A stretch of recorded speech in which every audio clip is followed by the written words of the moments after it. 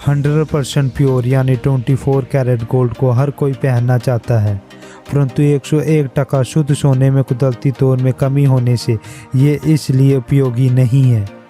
तो अगर इसलिए उपयोगी नहीं है तो किस लिए उपयोगी है, चलिए इसी के बारे में देखते हैं। 24 कैरेट यानी 100% प्योर गोल्ड, जिसके आगे कोई प्योर गोल्ड यानी कैरेट नहीं है। गोल्ड यानी सोने की प्योरिटी को 2 यूनिट्स कैरेट और फाइनेंस में दिखाया या बोला जाता है। कैरेट का जनरली तौर में गोल्ड प्योरिटी में यूज़ होता है, जबकि फाइनेंस का जनरली गोल्ड में प्योरिटी चेक करने में यूज़ होता है। कैरेट को टेक्निकली तौर में देखें तो कैरेट गोल्ड प्योरिटी का 1/24 पार्ट होता है वेट के द्वारा। गोल्ड यानी सोने कई तरह की प्योरिटी में कोई ज़्यादा और कोई कम में होता है। किसी गोल्ड की प्योरिटी पता करने के लिए कि वह कितने हद तक प्योर यानी शुद्ध है का एक बहुत सिंपल सा फार्मूला है। इसके लिए जितना कैरेट का सोना है उसे 24 से डिवाइड कर 100 से मल्टीप्लाई कर दो। किसी भी कैरेट वाले गोल्ड में जितना % प्योर गोल्ड होगा वह निकल आएगा। इसका मतलब ये निकल के आता है कि कोई भी गोल्ड जो हम ज्वेलरी एटसेट्रा में यूज़ करते हैं पूरा प्योर गोल्ड नहीं होता, इसमें मिलावट की गई होती है। इस मिलावट या यूँ कहें शुद्धता को कैरेट में डिफाइंड किया जाता है, जैसे कि 24 कैरेट लास्ट कैरेट है, इसमें 100% प्योर गोल्ड होता है। फिर 22 कैरेट यानी 22 कैरेट गोल्ड है, जिसमें 92% गोल्ड यानी बाकी 8% मिलावट की जाती है। इस मिलावट के रूप में सिल्वर, कॉपर और जिंक निकल भी यूज़ किए जाते हैं। इस मिलावट को अलॉय कहा गया है। 18 यानी 18 कैरेट गोल्ड में 75% गोल्ड यानी 25% अलॉय है।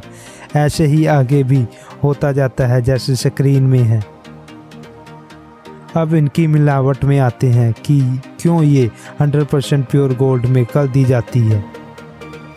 तो इसका कारण ये है कि सोने को देखा जाए तो इसकी मैलिएबिलिटी यानी आघातवर्धनीयता सबसे अधिक होती है। मैलिएबिलिटी यानी किसी भी मेटल को पीट के चौड़ा या फैलाने की क्षमता।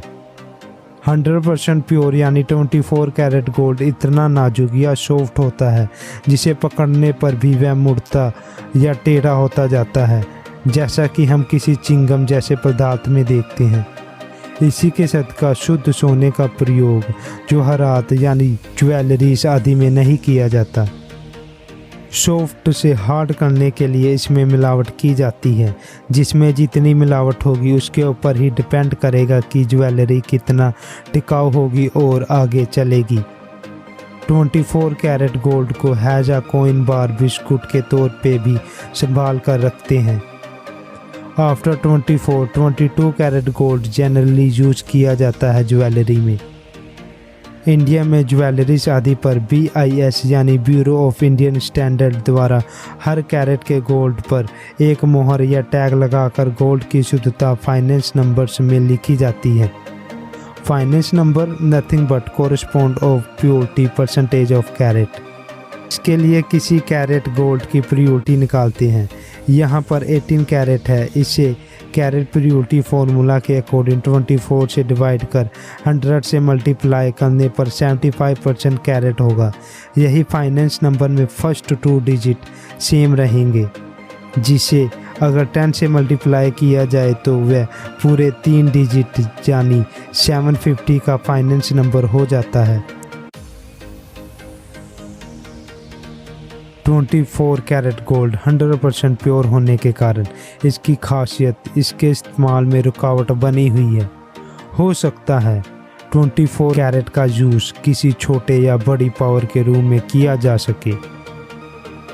दूसरी ओर गोल्ड ज्वेलरीज बहुमूल्य होने के बावजूद एक ऐसा मेटल की ज्वेलरीज एटसेट्रा है जो गोल्ड से भी अधिक कॉस्टली है, वह है प्लैटिनम।